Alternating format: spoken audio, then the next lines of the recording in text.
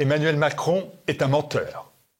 Lors d'une prise de parole, il dit aux Français qu'il supprime la redevance audiovisuelle. Mais il oublie de préciser qu'il continue de verser un chèque de 4 milliards d'euros par an aux médias du service public.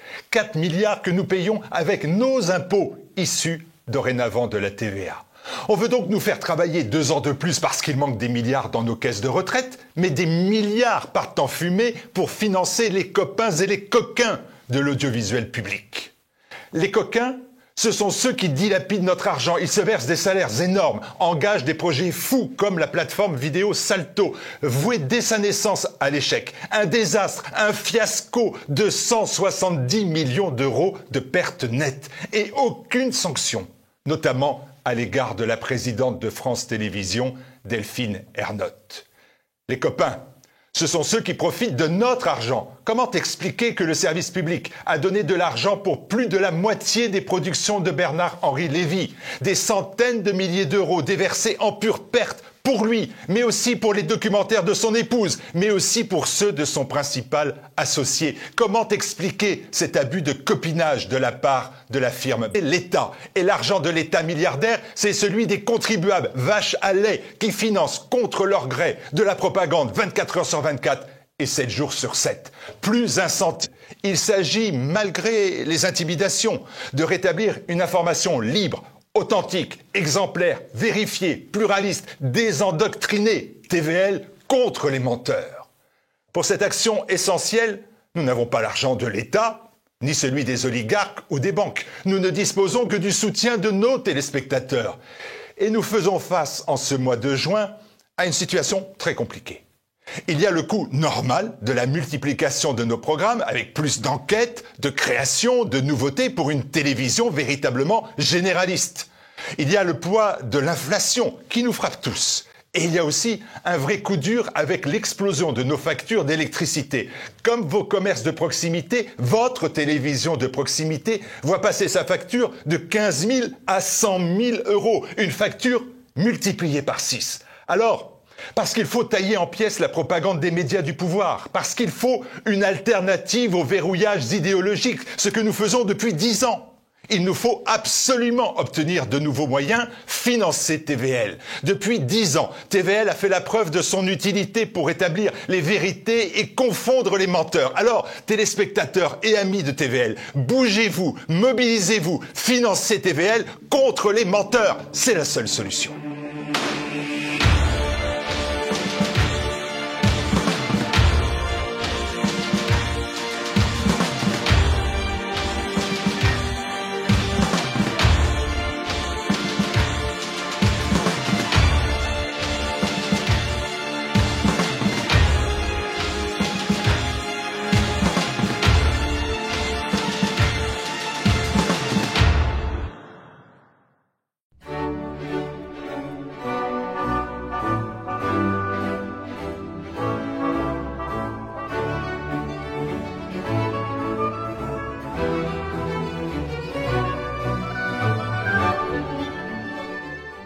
Que Mouchad Armarien soit un incapable, il suffit de regarder ce qui se passe depuis qu'il est ministre de l'Intérieur pour en être persuadé. Un seul exemple suffit à le prouver, son incapacité à gérer convenablement les ultra-violents fascisants d'extrême gauche. Cela le révèle amplement.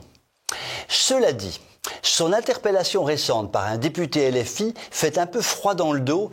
Il se situe clairement dans le camp des révolutionnaires ultra-violents qui ont rendu ultra-violente la révolution de 1789. Lorsqu'il évoque avec gourmandise la prise de la Bastille, sait-il vraiment de quoi il parle, ce petit bonhomme de député ? Ce haut fait d'armes, provoqué à l'époque comme plutôt confortable, dont le responsable était un homme courtois et respecté par tous, dont les rares prisonniers qui y étaient enfermés menaient une vie tout à fait acceptable. Après des pourparlers entre les émeutiers et le chef de la prison, le célèbre libre s'il se rendait aux émeutiers. Ils se sont rendus aux émeutiers, ont cessé toute résistance et ont été immédiatement massacrés et coupés en morceaux par une population déchaînée. Voilà très simplement ce que fut la prise de la Bastille, un massacre totalement inutile et, disons-le, tout à fait ignoble. Massacre que l'histoire transformera en acte héroïque de libération de la France. Il est inquiétant qu'un jeune député LFI reconstruise l'histoire à sa façon dans des termes qui ne laissent guère de doute sur la façon dont ce genre d'individu pourrait diriger la France s'il était au pouvoir. Ne l'oublions jamais, la Révolution française de 1789 à 1815 a tout de même engendré un nombre de morts gigantesques, sans doute de l'ordre de 2 millions, et des destructions à n'en plus finir. Cela est le passé, ce passé a coûté horriblement cher à notre pays, qui était de loin la première puissance européenne en 1789, mais ne l'était plus du tout en 1815. Il serait donc tout à fait inopportun de le ressusciter. Et quand un autre député LFI se déclare amoureux de Robespierre, l'homme de la terreur la plus abjecte de LFI, que l'extrême gauche représente objectivement un grand danger pour notre pays.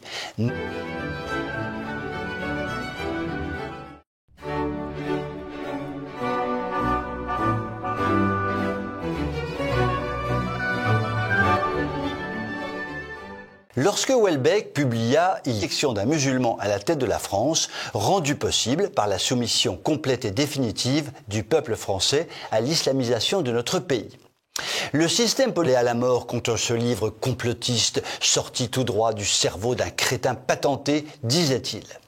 Or, la Grande-Bretagne vient de démontrer que l'intuition de Houellebecq est désormais une réalité de l'autre côté du Channel, de l'autre côté de la Manche, en bon vieux français bien de chez nous si vous préférez. En effet, la chrétienne Grande-Bretagne entre peu à peu dans le schéma de Houellebecq, car coup sur coup viennent d'être portés à la tête qu'ils sont hindous ou musulmans. Le nouveau Premier ministre anglais est en effet une personnalité d'origine indienne et de religion hindoue. Il en a été exactement de même en Écosse lorsqu'un musulman a pris tout récemment la tête de ce pays en s'entourant de femmes voilées au moment de son élection. Sans parler de l'élection passée du maire de Londres, également musulman de son État. Cerise sur le gâteau, le nouveau roi d'Angleterre, qui est aussi attaché au christianisme que je suis attaché à la religion des sorciers d'Amazonie, affiche un grand intérêt, peut-être un réel amour, sans doute une grande passion pour tout concerne, et que sa position de roi fait de lui le chef et le protecteur de l'Église anglicane. La Grande-Bretagne se trouve donc dans une situation tout à fait cocasse, dans laquelle le roi est le patron suprême de l'Église anglicane, donc chrétienne, mais dans laquelle le même roi semble irrésistiblement attiré par des religions parfaitement hostiles à l'Église anglicane chrétienne. Cela dit, l'Église anglicane de Grande-Bretagne est-elle encore chrétienne et de s'écrouler ivre-mort sur son bureau. Quoi qu'il en soit, la très multiculturaliste Grande-Bretagne vient d'afficher sa soumission sur le mode Houellebecq et servira très probablement de modèle aux pseudo-élites multiculturalistes occidentales. Comme le dit si bien tante Gertrude, « Mon petit gars, on ne va pas manquer de travail dans les années à venir ». Je vous souhaite une très bonne soirée.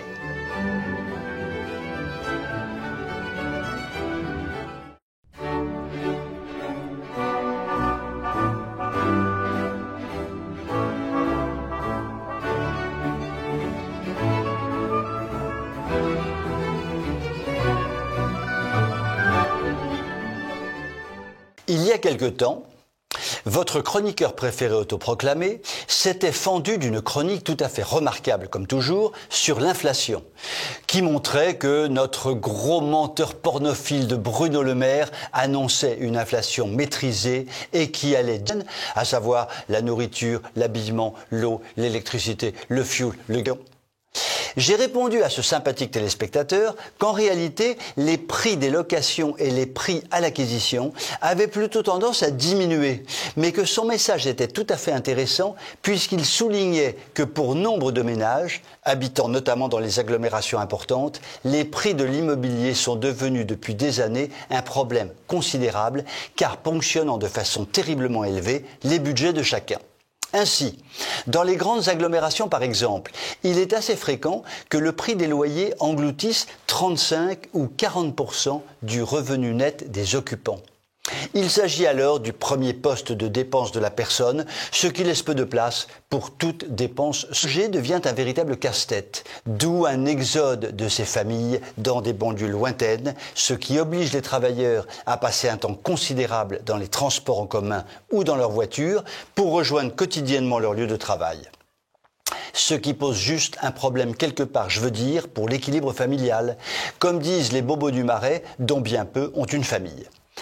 En ce qui concerne l'acquisition de biens immobiliers, même si le marché a tendance à vaciller actuellement, les prix restent à un niveau considérable et rendent d'autant plus difficiles les achats que les banques ont réduit drastiquement leurs offres de prêt par une politique de taux élevée et par un durcissement sévère des conditions d'accès à l'emprunt. Il résulte de tout cela que le problème du logement, comme le soulignait notre téléspectateur avisé, est assez angoissant pour un très grand baisse des prix de l'immobilier qui s'est enclenchée en fin 2022 et qui devrait continuer sur sa lancée.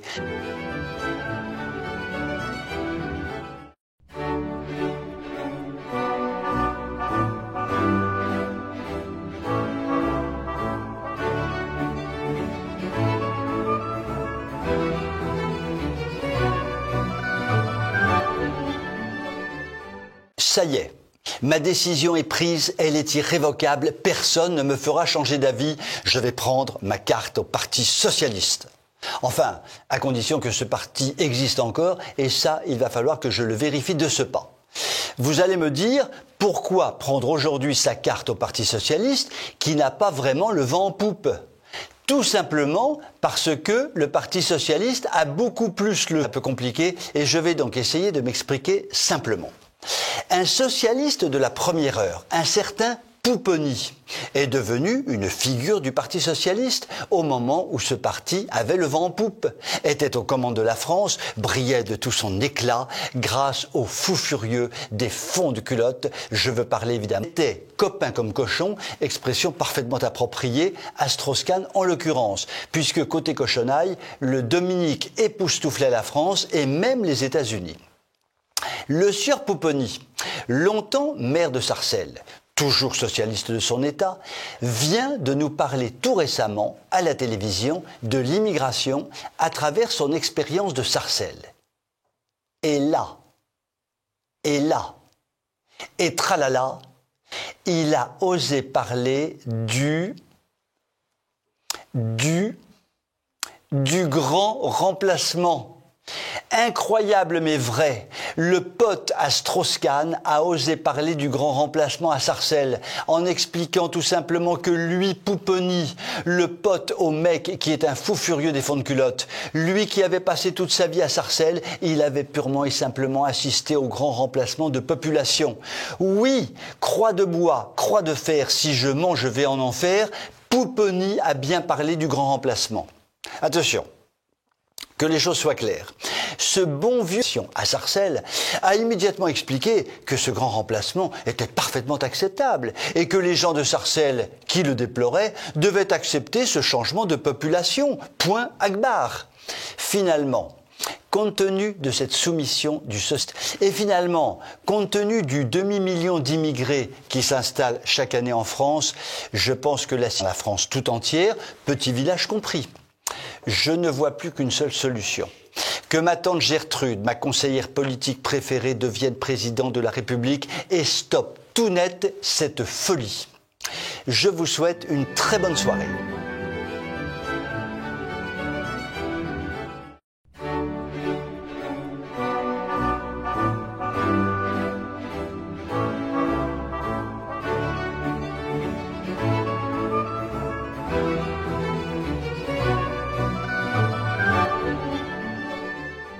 Erdogan vient donc d'être réélu à la tête de la Turquie. L'homme qui s'est servi de vagues migratoires vers l'Europe comme une arme redoutable. L'homme règle du savoir-vivre diplomatique. L'homme qui a couvert l'assassinat en direct d'un diplomate russe. L'homme par lequel la Turquie est dans une situation économique calamiteuse. L'homme qui truffe les pays de l'Union européenne de communautés turques prônant un islam particulièrement agressif.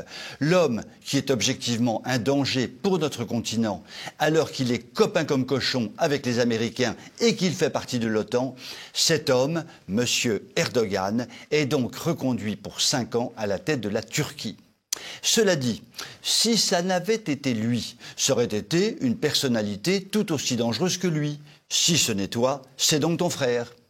Il résulte de tout cela que la Turquie va rester pour longtemps un grand danger pour le monde occidental en général et pour l'Europe en particulier, car la Turquie va manger à tous les râteliers en étant la grande amie des États-Unis, mais en s'opposant aux États-Unis, en étant la grande copine d'Israël, tout en étant opposée à Israël, disant tout et le contraire de tout, et en faisant tout et le contraire de tout. La seule certitude que nous puissions avoir, c'est qu'Erdogan va manier la bombe migratoire tout au long des années à venir. Car Erdogan, pour relancer son économie, a besoin de beaucoup d'argent. Et l'Union européenne, qui n'a plus un sou, mais sait fabriquer de la fausse monnaie autant que nécessaire, peut justement lui envoyer des gros sous-sous. Le président turc recevra donc, dans les années à venir, plein de gros sous-sous. Ce qui ne l'empêchera absolument pas de nous envoyer à jet continu des immigrants qui s'installeront en Allemagne sans doute et en France sûrement. Pour faire court et simple, pour l'Union européenne, seul un bouleversement résultant des élections européennes. Je vous souhaite une très bonne soirée.